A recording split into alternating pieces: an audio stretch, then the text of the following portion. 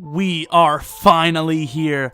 The biggest game of the season, the biggest stage, Super Bowl 50, the Jaguars versus the Panthers. Of course, we are the Jaguars, and we have a difference in the lineup. The wide receivers being switched out as you have Allen Hurns taking the number 1 reins from Allen Robinson, and Tavon Austin also going to number 5 with Janis going to the 4s. He's been a bigger playmaker as of late, and as you can see, we are outranked by 2 overalls, so this is going to be a tough matchup against us because the Panthers have an insanely good defense, and as you guys can see, the first start for Allen Hurns this season, and he actually had a pretty decent season in comparison to Kelvin Benjamin.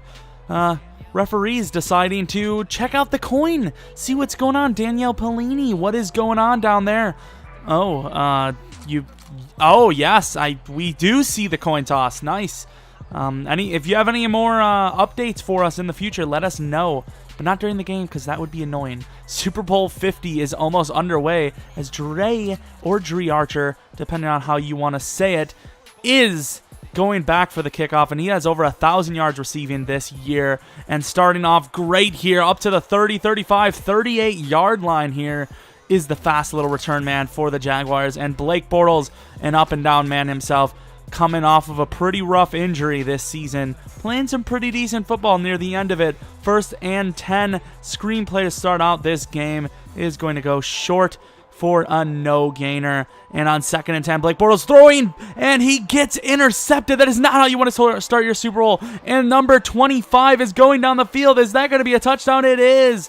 Ben Wierke is getting in for a touchdown that early for his team. That is not something you want to give up if you're the Jaguars. The beauty, though, of this Jaguars team, it doesn't give up. Starting off their drive back off of the turnover touchdown with a great play down the field for a huge gainer. And on 1st and 10, there's going to be a face mask after a 9-yard gain for Julius Thomas. 2nd and 10, going to drop back over the middle. Amari Cooper is going to fight, and he gets the touchdown. So now it is all tied up for Super Bowl 50. Blake Bortles striking back strong from having a greatly disappointing start to this game. And on 1st and 10, the first official snap on the offense for the Panthers, and they get sacked. So 2nd and 19, back to run. Jonathan Stewart having a negative gain. So on 3rd and 26, the Panthers looking to most likely try not to get safetied, and they do run up the middle with Tolbert gaining just about nothing. So the Jaguars defense already starting off pretty similar to the way the Panthers started, and with plenty of time, unusually, Blake Bortles gets sacked there when he should have thrown the ball away. But on 2nd and 22, it looks like it's going to be a run. It is a run. Derrick Henry running down the middle. He's got room. He's got jukes. He's gone. Derrick Henry is going to score the greatest 69-yard run I've ever seen. That might go down in the history books as one of the best runs in Super Bowl history. Striking back against that Panthers defense, which is so good, somehow juking what seemed to be 5 to 6 defenders. But of course, there's still lots of football left, so the Panthers on 3rd and 9, down by 7, looking to throw over the middle. They do. They find Ted Ginn, and it's going to be barely a first down, which is huge for that team, as on inches, you most likely would punt this early in this big of a game. And on 3rd and 6, over the middle is wide open. Miles Jack not playing nearly as good as Quan Alexander would, but he's playing pretty decently as a last-second substitute.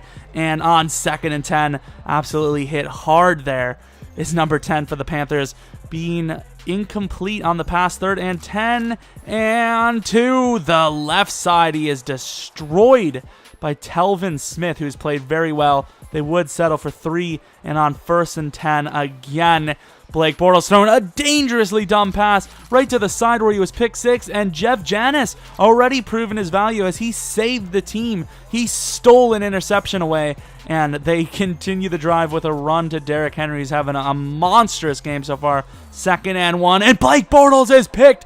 Luke Kuechly with an insane jump on the read. Let's take another look at that one. What a pick, practically one-handed, jumping the route expertly, and that is why you don't throw to that man. He is the best middle linebacker in the league. You just don't test him. And on 2nd and 13, a huge gain for Ted again. But of course, they do stall a little bit here. 3rd and 10, 34-yard line. Cam Newton throws to the outside. That's going to be a short gain. Not going to be enough for the first down, so they would settle for the field goal. But right before the half, they do get the ball back. Can they make a play? It's going to be intercepted by Terrence Newman with 5 seconds left. Or the Jaguars going to get an extra couple of points on the board. And the field goal hits the crossbar. It is no good, which could come back to bite this team in a close one. 3rd and 2. A run which just has not worked for that ever so dangerous Panthers rushing offense, so they do have to punt. 3rd and 6. Rolling out to the right is Blake Bortles, and he misses a wide open Amari Cooper, I believe, on the play. Back-to-back stops. 3rd and 5. The Panthers throwing to the left this time, and once again, another defensive stand. Both teams' defenses really showing up today. 1st and 10. Blake Bortles has a wide open man. He throws it, but he's underthrown. And that's going to be another interception, making it, I believe, 3 on the game for Blake Bortles, who is almost throwing this game away completely for his team. And finally, the Panthers can get their rush and attack going all the way down to the 1-yard line. This defense is ferocious. They lost 2 yards on the first play, and here they go losing 4 on the second. So can they get in on 3rd and goal? A huge opportunity wasted potentially, but of course a field goal would put them in the lead. And on 3rd and goal, Cam Newton throwing to the outside again, well short. But of course the Panthers are able to take their 3 points, giving themselves a 2-point lead. Derrick Henry up the middle, right where they left off in the first half. 1st and 10. Wide open to the outside is Julius Thomas, the dangerous man who's been quite quiet. But on 1st and 10 again, 24 yards away, quite quiet, not anymore. Julius Thomas running over several players for a touchdown, trying to do his best Derrick Henry impression. And of course, the Jaguars are up by 4, but they're going for 2, and they walk in with Derrick Henry. So that is going to be a 6-point lead with 3:37 remaining. About 3 minutes left after a few plays. 3rd and 5, and there's a blitz on the play, and missed to the outside. Funchess has room, and they do take him down to the 39-yard line. Clock is ticking, but they have plenty of time to get this done. And a throw to the corner. Is he going to put it down? His feet were down, were they not? No, they're not going to say he caught it. But if you take another look, did he make the play? This is a tough call, and yet another electrifying play, and yet another Super Bowl. Super Bowl 50 is one for the ages so far, as this very well could be called a touchdown. The referees are going to take another look, of course, walking onto the field for one of the biggest decisions in the entire game to this point. What is he going to call? Is it going Jaguars? Is it going Panthers? And he is going to call it an incomplete pass. Such a close play. Both players on that, Cam and Ted Ginn, in sync, just barely missing it. Kelvin Benjamin getting hammered over the middle. 1st and goal, 10 yards away. What is going to happen? And Cam Newton finds his target down the middle. Funchess finishing off what he started. 4-7. So now it is a 1-point deficit.